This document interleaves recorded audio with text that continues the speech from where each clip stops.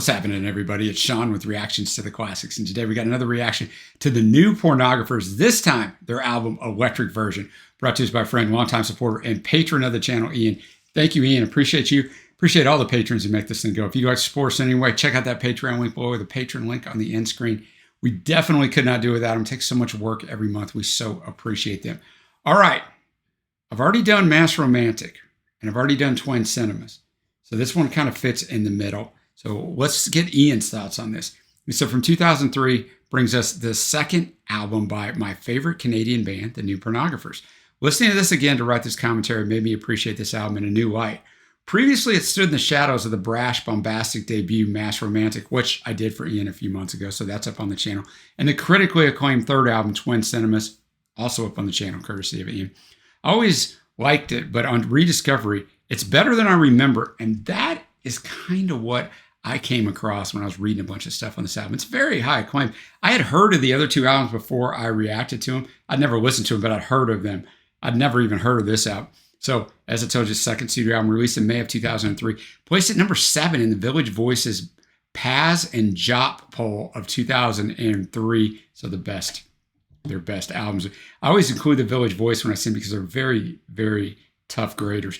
Ranked 20 on Pop Matter's Best Music of 2003 list. And in 2009, the album ranked 79 in Rolling Stone's 100 Best Albums of the Decade. 82 on Metacritic, which takes all the critics' reviews and puts them together.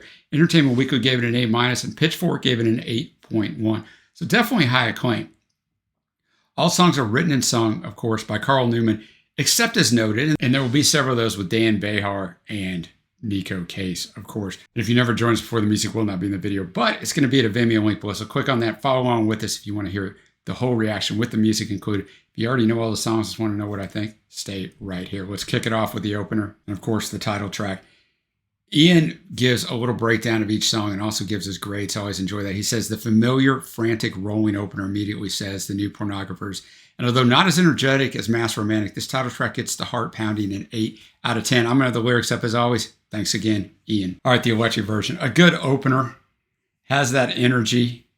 Not over the top energy, but has that energy. I thought the guitar melody on there was fantastic. And they always sound good. Just to play on the magnets in there, the Electric Version, the things you have to have in a studio. To have the Electric Version is the opposite of acoustic, of course. We don't hear electric very often. Neil Young does every once in a while. But otherwise, we don't hear the Electric Version. So good starter. Next up, we have From Blown Speakers. Ian says, starting with a faltering and stumbling sound and nice backing vocals, creatively only emphasizing single words. Very listenable song. The album's opener and second track are a good start. Not quite up to Mass Romantic, but I think stronger than Twin Cinema, an 8 out of 10. All right, From Blown Speakers.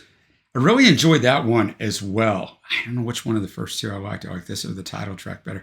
I like the female vocals coming in the background here and emphasizing certain lines and then kind of certain words in there. Kind of created this earworm. And once again, the guitar melody was fantastic, which you're going to expect with them. But yeah, it just kind of grew on you, right? From Blown Speakers. Like, I don't know, man. I don't know which one of those two, but a really good way to start the album. Next up, we have The Laws Have Changed. This time you got Nico Case and AC Newman on this one. A highlight on the album, Ian says, a duet that plays to the band's strength. Curious video, a 9 out of 10. So yeah, you guessed it. We're going to watch the video on this one. All right, The Laws Have Changed. I was a little worried for Carl there at the end. With all that dancing, he was going to hurt himself, man. The song itself is fantastic. I always think the playoff between Carl and Nico is just fantastic. It's fantastic, right? When I saw Ian's comment here, a curious video, it made me go on a quest. And let me tell you something. If you're watching this video, you probably already know this because you're a new Pornographers fan. But they never made it big, and I'll get to some reasons why I believe that's so at the end of the video. But not anything bad. But you can't find much info on them out there. But I did find this. So the lyrics are very obscure, right? Mentions Pharaoh, all this stuff. So could be a biblical reference, could be whatever, I don't know, and starts out, he's out in the desert. But the song's music video. Now, this is not 100% fact. This is all I could find. The song's music video is an homage to the 1965 Luis Buñuel movie Simon of the Desert, in which Satan tempts a man away from an existence in the desert to a modern hedonistic nightclub.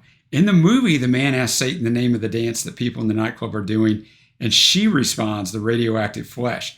In the music video, the dance is called the electric version because we see that, right? There's subtitles to what they're talking about. So I thought that was pretty cool. So the trading off, like I said, of verses and it's just a really good song. All right, let's see if we can build on this very strong opening of the first 3 tracks.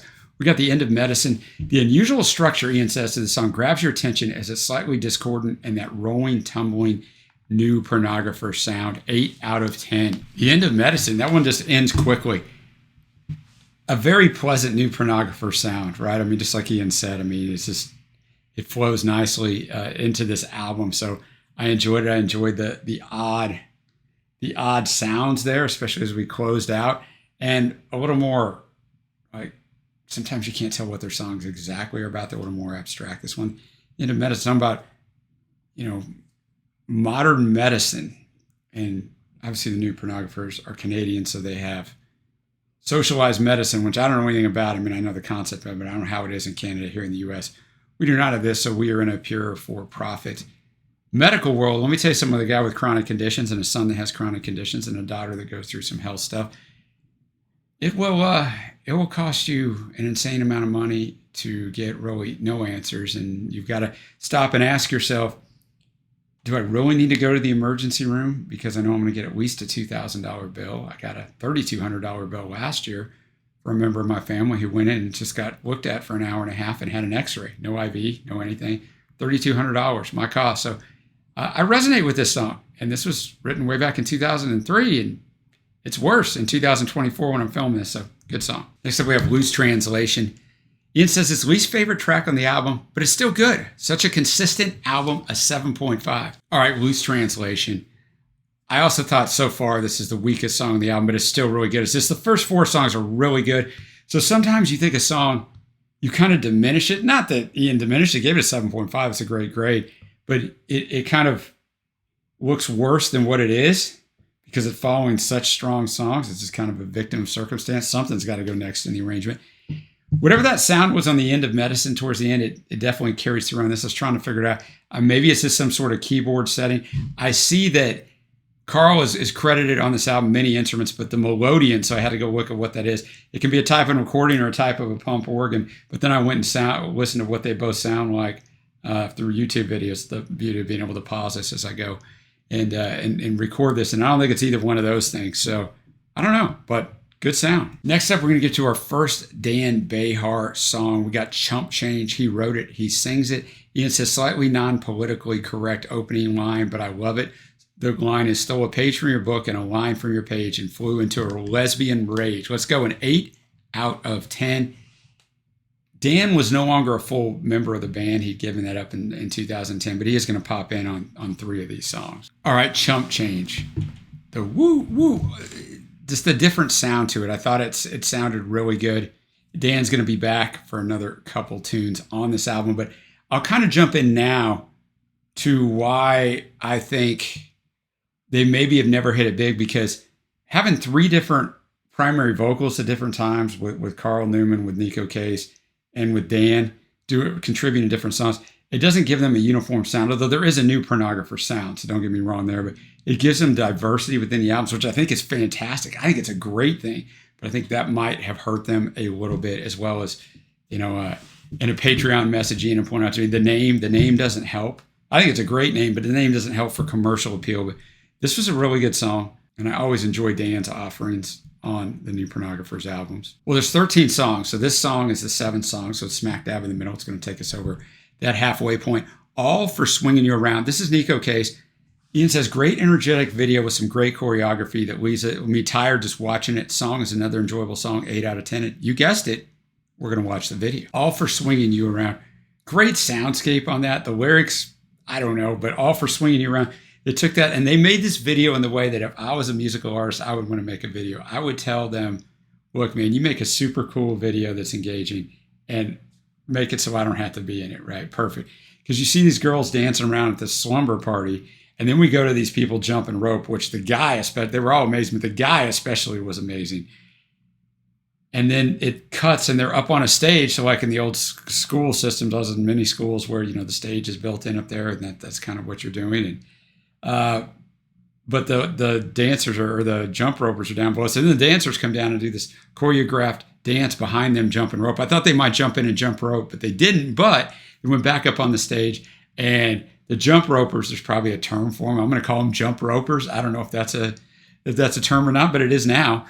They went up on the stage with him and danced. But I thought it was funny because the guy was standing off to the side, the guy that was great at jumping rope, and he was so awkward dancing. So it just shows, man, you may have rhythm in one thing, but not necessarily in another one. But as Ian said, a really fun video. Next up, you see it below, The New Face of 0 and 1. This is a Nico Case and Carl Newman song. The song opens, Ian says, with a percussive beat that's reminiscent of Friend or Foe by Adam Ant. Sadly, not quite as good of a song as that one, but one of the better efforts on the album, an 8.5 out of 10. The New Face of 0 and 1. Great guitar work. Carl back there towards the last minute with the guitar kind of mixed more to the forefront, and he's kind of over there even with it or even behind the guitar a little bit. I thought that was a cool sound, but it's one of those things again with the lyrics. We're not going to worry about the lyrics, but just really well done. And I think when you get Nico and Carl together, that dichotomy is really some magic. Nico just couldn't be there for a lot of the songs because she had her own thing going on, but well done. And we're back to Dan Behar again. He's got another one after this one too. We got Testament to Youth in verse. A good song that has a flourish at the end, an 8 out of 10 for Ian. Testament to Youth in verse. We'll start at the end. That's how we want to start it, right? That 2-minute coda, basically it was 2 minutes long of Dan just with the bells ring. No, no, no, no. The more he did it, the more it stuck in your head. I mean, it's really impressive, even though it sounds like a simplistic thing, but it wouldn't be a simplistic thing to play off. And they got melody in it as well. And Dan does this in his song, right? He does it with Destroyer too. He's the leader of the band Destroyer, who one of their albums went really high for me in the album draft series train I did a couple years ago, where he picked the top 10 albums of every year. And I'd never heard of Destroyer before then, or really since, besides Dan being in the new Pornographers. But a few things he does. I'll get to the way he changes stuff in a minute. But Baby, Think Twice. Maybe it's not all right. That's a little play on Dylan's, right? Don't think twice, it's all right, which we just saw Dylan at the time of me filming this 2 nights ago in concert. It was a surreal experience. But verse 1, he says, you blame the stations when they play you like a fool. And like a fool, you get played with. But in verse 2, don't blame the stations when they play you like a fool, and like a fool, you get played with. So he does that on a lot of his verses. He does it with Destroyer too in his songwriting technique. He just changes up lines very subtly. And if you're not paying attention to it or reading the lyrics like I am, you're not really going to notice it. But I thought it's a pretty cool trick that Dan uses. All right, we're back to Carl singing lead. We got It's Only Divine Right. The rolling descending instrumental to each chorus makes this song, for me, has a tinge of blur with the real people vocal. 8 out of 10 for Ian. It's Only Divine Right. A good song. Great guitar work, especially at the end, but guitar work throughout the melodies. I notice on Carl's only songs, right, where he's the only one singing lead, so he's not in there with Nico, that it kind of has that familiar new Pornographer sound. So you can kind of tell when it's a Carl vocal, even if you weren't listening to who was singing it. But a good song. Now we're to Dan Behar's third and final song, The Ballad of a Comeback Kid. Ian says this song's verse is super familiar, but I can't place what it reminds me of. Another good but not great song, 8 out of 10. Man, I hate it when something reminds me of something and I can't place it. So I hope it doesn't sound super familiar to me and I can't place it. Dan Behar's Ballad of a Comeback Kid. Also don't really know what it's about, except maybe it is a musical artist. He never had to stand in line, but you did, to see The Ballad of a Comeback Kid, so maybe stood in line. But I think it's about kind of being famous and then not being famous after your 15 minutes of fame is up. But that could be totally wrong. It's a good song. It's my least favorite of Dan's on here, but it's still a good song. We got 2 songs left. We have July Jones. Ian says, I almost want there to be a bad song to make this album a bit more. 8 out of 10. July Jones, a longer song for them. It's 4 minutes, 18 seconds. So the first half of the song, I thought, this is one of the weaker songs on here. But the more it went on, the more it just stuck with me, right? Because I think, and I've said this before, but Carl's songs just have that certain sound. I think they're wonderfully produced and arranged.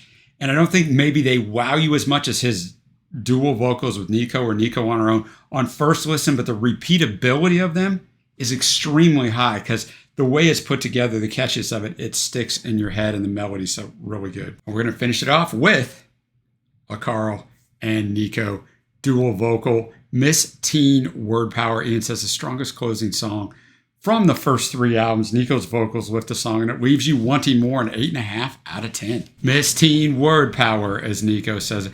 The only thing I didn't like about this song is I didn't necessarily like whatever that instrument was that was going through there, like halfway through it. I don't even know how to describe it. I didn't love that. So I didn't love the arrangement of this song. So it knocked it down a little bit for me. Still a really good song.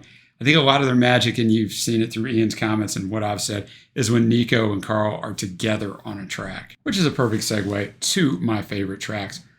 Honorable mentions, we're going to go with the electric version from Blown Speakers, All for Swinging You Around, and the new face of 0 and 1. Faves are going to be The Laws of Change, so a Case Newman song, and Testament to Youth and Verse, a Dan Behar song. So that's 1, 2, 3, 4. That's 6 of the 13 are going to be honorable mentions or faves. There is not a bad song on here. Ian is exactly right. It's not a bad song here at all. It's not even a song where even close to being a bad song. And with that, we'll get Ian's final thoughts. He says this album is more consistent than I remember. Is it possible for an album to be too consistent? Maybe this is it. And it has a few, oh, I forgot that song was on this album moments. Have I changed my mind? And does it topple Mass Romantic as my favorite New Pornographers album? No. The energy of the debut still carries it for me, but it does almost, but not quite match Twin Cinema for second. Overall, I give it an 8.25. I think that's a fantastic points on all of that. I'm going to be at an 8.0, so just below where I have the other 2 albums. What a first 3 albums out of the gate, though, right? It's insane, man. What a first great 3 albums. And it's just insane. I said it on the last video that the New Pornographers never became wildly famous and successful. They definitely deserve it. Great musicianship, just fantastic stuff. Love the fact that there's 3 different people singing lead on here and writing. I just think it really helps to the diversity. I wish more bands were able to do that. But let me know what you think of this one down below. Where do you rank it in their first 3 albums? Give Ian some love for bringing all 3 of these albums. Great, great choices. And until next time, guys, I will see you.